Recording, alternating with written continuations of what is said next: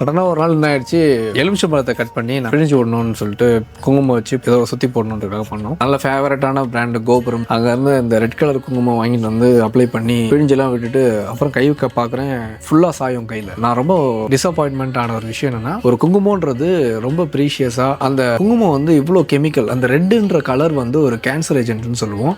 அதை வந்து நம்ம நெத்தி போட்டில் இங்கே வைக்கிறோன்னும் போது இட்ஸ் ஸ்ட்ரெயிட் டு ஹைப்போதலமஸ். அந்த இடத்துல வைக்கும்போது பெனிட்ரேட் ஆகி உள்ளே போகும். ஒரு சாதாரணமாக நம்ம வந்து கையில் மருதாணி வைக்கிறதுக்கும் சாயம் வைக்கிறதுக்கும் வித்தியாசம் இருக்குது. இந்த ஒரு அப்ரூவல்ஸ் இல்லாமல், சர்டிஃபிகேட்ஸ் இல்லாமல், அது அந்த அளவுக்கு ஒரு கெமிக்கல் கான்சன்ட்ரேட்டடாக அது எப்படி கொடுக்குறாங்கன்னு தெரியல. நான் சஜஸ்ட் பண்ணுறது எல்லாரையுமே வீட்லேயே தயார் பண்ணக்கூடிய குங்குமத்துக்கு போங்க. மஞ்சள் நல்லா அரைச்சிட்டு அது கூட வந்து எலுமிச்சம்பழ சாறை பிழிஞ்சு விட்டால் அது கூட ஒரு சில ப்ராசஸ் இருக்குது. இந்த மாதிரி நிறைய பேர் கையிலேயே பண்ணி வீட்லேயே பண்ணி கூட விற்கிறாங்க.